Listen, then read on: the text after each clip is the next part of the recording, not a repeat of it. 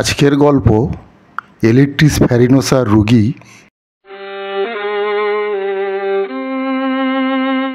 দীপার দুর্বলতার গল্প। দীপা বয়স 30, একজন স্কুল শিক্ষিকা। তার দিন শুরু হয় শিক্ষার্থীদের পড়ানোর আনন্দ দিয়ে, কিন্তু গত কয়েক মাস ধরে দীপা অনুভব করছিল তার শরীর যেন ধীরে ধীরে শক্তি হারাচ্ছে। দিন শেষে ক্লান্তি তাকে এমনভাবে গ্রাস করত যেন সে কোনো কঠোর পরিশ্রম করেছে। শারীরিক দুর্বলতার সঙ্গে মানসিক হতাশাও বাড়ছিল। দীপার প্রধান সমস্যাগুলো সহজেই ক্লান্ত হয়ে পড়া, বিশেষত শারীরিক কাজ করার পর, ঋতুস্রাবের সময় অতিরিক্ত রক্তক্ষরণ এবং তার সাথে দুর্বলতা, গর্ভধারণের আগে থেকে দুর্বলতার অনুভূতি, মাথা ঘোরা, চোখ অন্ধকার দেখা, হজমের সমস্যা এবং খাদ্যে অরুচি, দিনভর ঘুম ঘুম অনুভূতি কিন্তু কাজে মনোযোগের অভাব। ঘটনার শুরু দীপা লক্ষ্য করলেও যে ক্লাস নেওয়ার মাঝে তার মাথা ঘুরছে।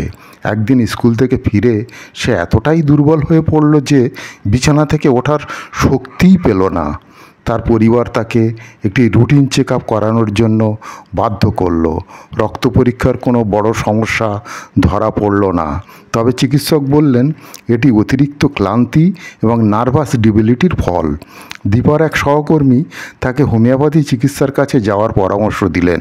চিকিৎসক তার সমস্যাগুলো শুনে এবং তার শারীরিক অবস্থা পর্যবেক্ষণ করে বললেন, তোমার সমস্যাগুলোর কারণ নার্ভাস এবং শারীরিক দুর্বলতা। তোমার ঋতুস্রাবের সময় অতিরিক্ত রক্তক্ষরণের কারণে শক্তি ক্ষয় হচ্ছে। তোমার জন্য এলিট্রিস ফ্যারিনোসা একটি উপযুক্ত চিকিৎসা।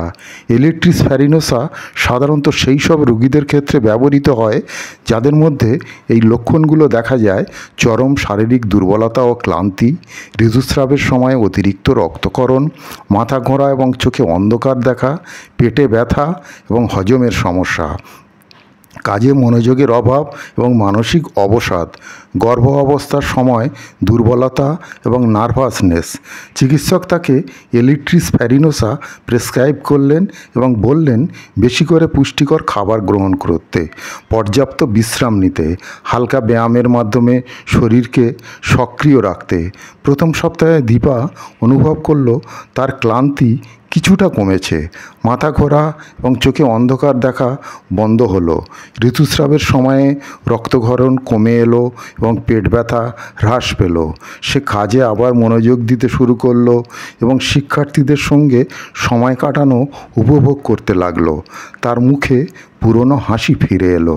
2 মাস পরে দীপা চিকিৎসকের কাছে গিয়ে বললেন, ডাক্তারবাবু, আমি এখন আগের মতোই শক্তি অনুভব করি। আমার ক্লান্তি এবং দুর্বলতা একেবারেই চলে গেছে। চিকিৎসক তাকে সতর্ক করলেন, তোমার শরীরের যত্ন নিতে হবে। পুষ্টিকর খাবার, নিয়মিত বিশ্রাম তোমার সুস্থতা বজায় রাখতে সাহায্য করবে। দীপা তার নতুন সকালের স্বপ্ন দেখতে শুরু করলো। সে শিখল যে সঠিক চিকিৎসা এবং জীবনযাপনের মাধ্যমে দুর্বলতা জয় করা সম্ভব।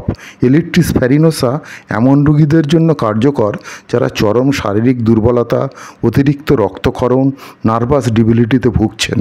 এটি নারীদের শারীরিক এবং মানসিক ভারসাম্য ফিরিয়ে আনতে বিশেষভাবে সাহায্য করে।